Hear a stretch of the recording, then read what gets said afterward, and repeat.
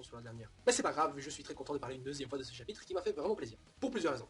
Alors, pour parler un peu, on va dire que Madara Uchiwa est maintenant un personnage qui me tient à cœur. Pas parce qu'il est charismatique. Enfin, si, il est un peu charismatique. Malheureusement, le problème avec ce perso, malgré le fait qu'il a vraiment la position de méchant, et c'est ça qui me plaît chez lui, c'est que au final, il n'a pas vraiment un gros background. Celui à qui on prêtait un background, au final, c'était Toby. Bon, c'est vrai qu'on a eu le passé avec son frère, avec Hashirama. Mais je veux dire, tout ça, c'est plus lié à Hashirama qu'à Madara, et ça ne lui donne justement pas une certaine crédibilité en tant que méchant.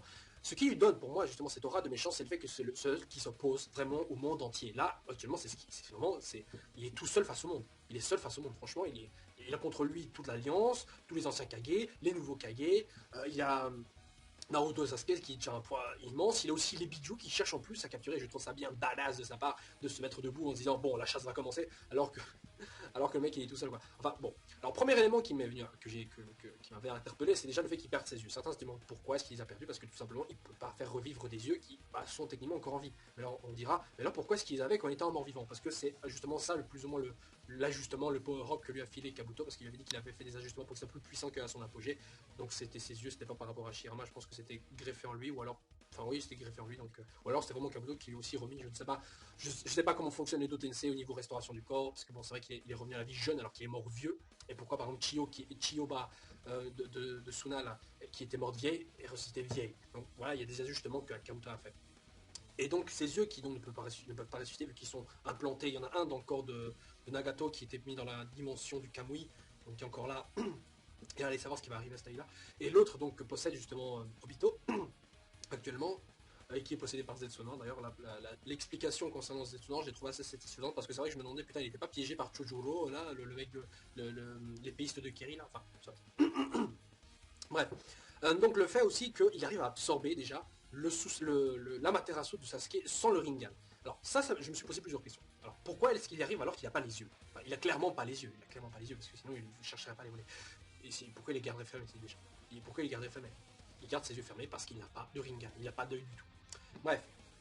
Et c'est ça, je me suis demandé comment est-ce qu'il arrive à absorber. Eh bien, je me suis dit alors, il peut utiliser les jutsu du Rikudo sans avoir le Rinnegan, parce que lui les a éveillés naturellement.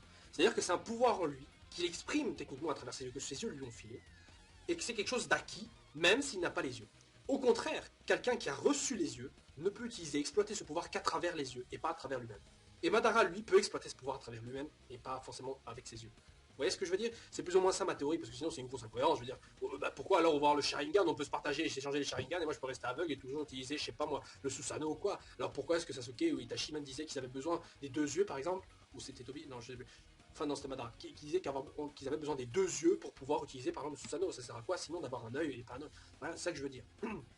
Donc, je pense que c'est quelque chose qui est forcément lié au Rinnegan. Ou alors, c'est juste une bête technique d'absorption de chakra, parce que c'est vrai qu'au cours du manga, au début, on avait vu des gens qui étaient capables de le faire. Ils étaient capables, genre par exemple, je sais pas moi, le mec du son, je sais plus comment il s'appelait, le mec qui maîtrisait les techniques d'automne là, et qui arrivait à voler le chakra, par exemple, de Choji lors de son combat avec lui. Il arrivait à le faire. Bon, c'est vrai qu'il absorbait pas les jutsu, mais il absorbait le chakra. Donc, évidemment, c'est pas vraiment la même chose, mais ça s'y rapproche. Donc, je suppose que les techniques qui absorbent le ninjutsu tout court, c'est peut-être possible.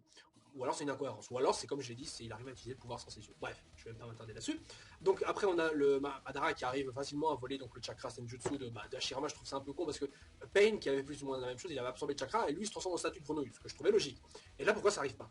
Pourquoi? Vous allez pas me dire, Madara il arrive naturellement parce que c'est un génie à maîtriser le chakra de Senjutsu. Non. Ou alors, l'explication logique, c'est qu'à travers les cellules de Hashirama, le Senjutsu arrive facilement à s'assimiler à Madara.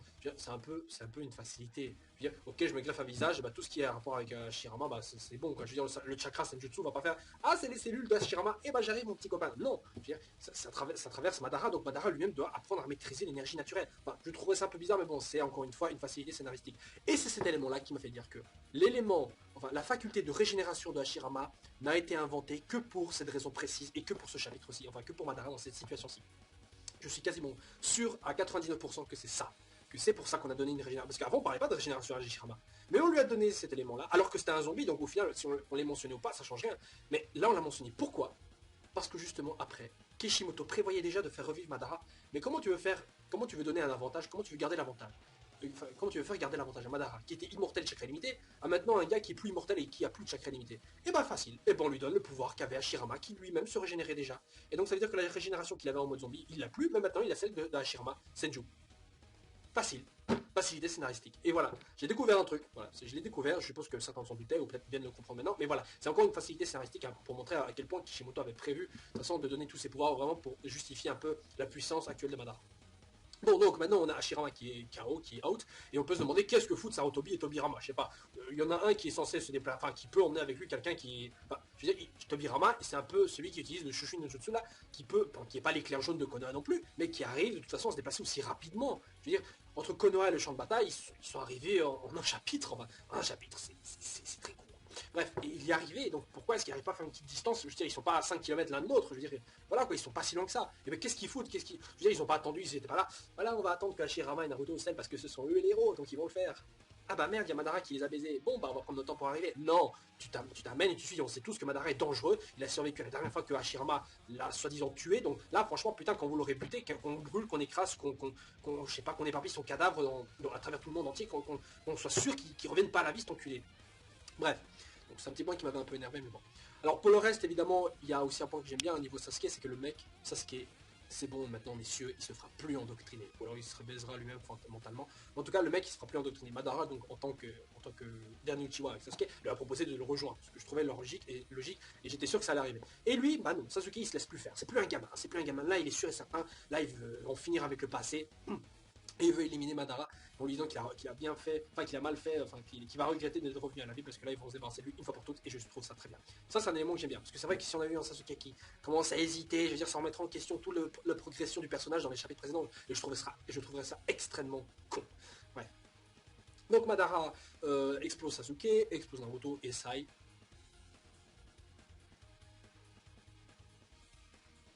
Bref. Il explose Sai et maintenant se lance donc à l'assaut des Biju. Et je trouve ça vraiment bien badass, ces doubles pages qu'on a eu. D'ailleurs, je me suis demandé combien de ninjas dans l'Alliance il reste. Surtout, combien de ninjas au total dans le monde entier il reste. Parce que là, techniquement, on a tous les ninjas du monde. Normalement, si on compte pas évidemment les renégats et toutes les conneries comme ça. Je veux dire, combien de gentils ninjas il reste? Parce que là, s'il en reste une centaine, faut pas oublier aussi qu'il faut maintenant les repartager par chaque village. Et tout. Il en reste pas il en reste pas beaucoup. Maintenant, Naruto à lui tout seul serait capable d'exploser tout un village entier maintenant, ce qui est techniquement c'est vrai.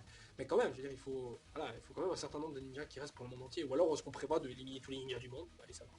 Alors maintenant, ce que je m'attends pour les prochains chapitres, c'est que déjà, les bijoux, forcément, vont pas se faire receller. Je veux dire, ça sert à rien de faire tout un développement où des bijoux sont capturés et ils sont libérés, pour maintenant les receller directement dans Madara. Non, je pense pas que ce soit le cas. Ce que je pense, c'est que Madara va récupérer certainement un Rinnegan, ou peut-être va voler les yeux de Sasuke, qui sait. Je ne sais pas, parce qu'il ne faut pas oublier que Sasuke a les Mangekyo Sharingan éternels, tout ce qui lui manque, c'est le chakra, enfin, les cellules de Senju pour pouvoir les éveiller, les Rinnegan.